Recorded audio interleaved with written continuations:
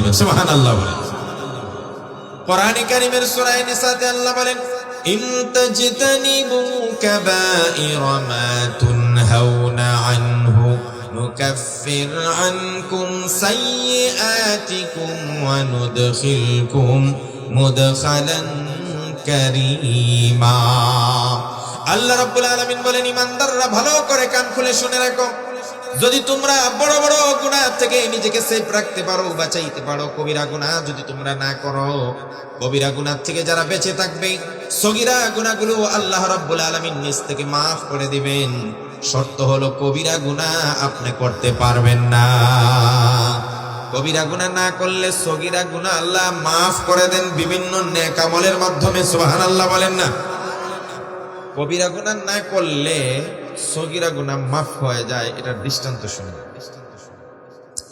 আল্লাহর নবী সাল্লাল্লাহু আলাইহি সাল্লাম এক হাদিসে বলেন,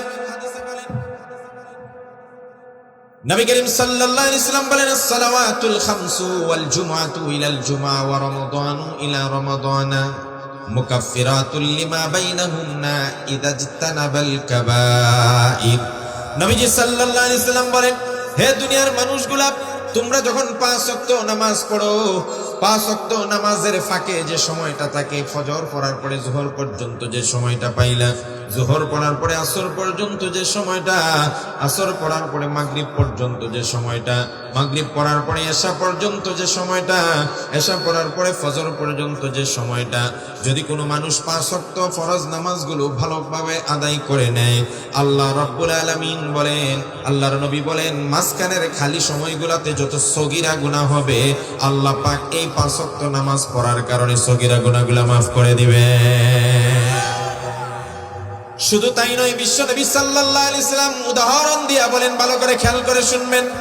নবীজি বলেন, আরাইতুম লাউ আন্না আহাদ বিবাবি আহাদিকুম আন্না নাহরান মিল বিবাবি আহাদিকুম ওয়া ইয়াগতাসিলু ফীহি কুল্লা ইয়াউমিন খামসান আলা ফি জাসাদিহি দারাবা মিন দারানিহি শাই। নবীজি সাল্লাল্লাহু আলাইহি সাল্লাম বলেন, উম্মতেরা দৃষ্টান্ত দেখো, 5 ওয়াক্ত নামাজ পড়লে কি পরিমাণ সওয়াব আর কি পরিমাণ গুনাহ আল্লাহ maaf করেন।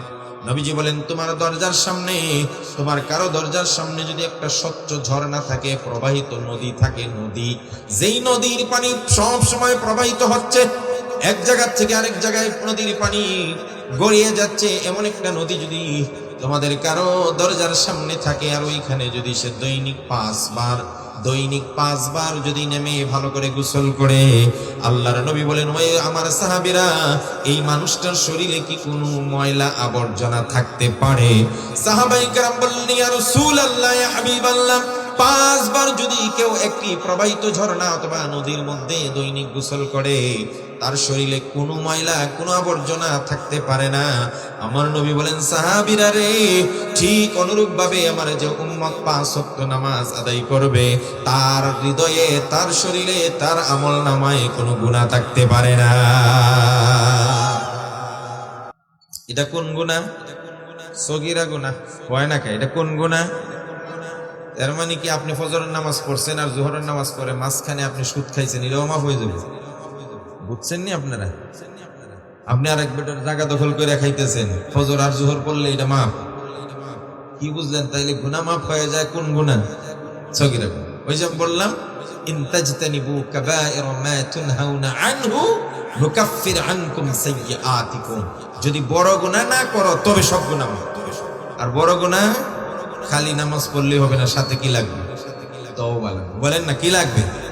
তওবা লাগবে। এই জন্যই সঙ্গত কারণে রাসূল করিম সাল্লাল্লাহু আলাইহি সাল্লাম প্রত্যেক ফরজ নামাজের পরে 3 বার পড়তেন, আস্তাগফিরুল্লাহ, আস্তাগফিরুল্লাহ, আস্তাগফিরুল্লাহ। আল্লাহ, আমি আমার জিন্দেগীর সমস্ত গুনাহ থেকে আপনার কাছে মাফ চাই। কয়বার পড়বেন আস্তাগফিরুল্লাহ? এই ফরজ নামাজের পরে কয়বার আস্তাগফিরুল্লাহ? আস্তাগফিরুল্লাহ ওয়া আতুবু ইলাইহি পড়লে আরো ভালো। আরো লম্বা করে পড়তে পারলে পড়েন, আস্তাগফিরুল্লাহাল্লাযী লা ইলাহা ইল্লা হুয়াল হাইয়ুল কাইয়্যুম ওয়া আতুবু ইলাইহি লা হাওলা ওয়া লা কুওয়াতা ইল্লা বিল্লাহিল আলিয়্যিল আযীম। আর যদি এত লম্বাটা না পারেন তাহলে পড়বেন আস্তাগফিরুল্লাহ ওয়া আতুবু ইলাইহি, আস্তাগফিরুল্লাহ ওয়া আতুবু ইলাইহি, আস্তাগফিরুল্লাহ ওয়া আতুবু ইলাইহি। কয়বার? সবাই বলে না কয়বার? তওবা আমাদের করার দরকার আসেনি? কথা কয় না, আসেনি? আমাদের গুনাহ নাই না? নবী করিম সাল্লাল্লাহু আলাইহি ওয়াসাল্লামের জীবনে কোনো গুনাহ আছে? কোনো গুনাহ নাই। আম্মা জান আয়েশা রাদিয়াল্লাহু তাআলা আনহা বলেন, আমার নবীজি আমার ঘরে একদিন আসলেন। নবীজি এসে আমার সাথে বসলেন আর বললেন, ও আমার হুমায়রা, ও আমার আয়েশা, আজকে তো তোমার ঘরে আমার থাকতে হয়। আয়েশা গো, যদি তুমি অনুমতি দাও, আমি আমার মাওলার কদমে একটু সাজদা দিয়ে নামাজ আদায় করতে চাই। হযরত আয়েশা বললেন, ইয়া রাসূলুল্লাহ, ইয়া হাবিবাল্লাহ, কোন কথা বললেন? আপনি দাঁড়িয়ে নামাজ পড়বেন, আল্লাহর গোলামি করবেন, ইবাদত করবেন, আর আমি আয়েশা বাধা দিব, এটা কল্পনাও করা যায় না। হুজুর, আমি আমার সমস্ত হক ছেড়ে দিলাম, আপনি সারা রাত নামাজ পড়েন, আমার কোনো আপত্তি নাই। আমার নবীজি বের হয়ে ওযু করলেন আর নামাজে দাঁড়ায় গেলেন। আল্লাহর নবী দাঁড়িয়ে নামাজ পড়তেছেন, কেরাত পড়তেছেন। হযরত আয়েশা বলেন, লম্বা সময় পড়তেছেন।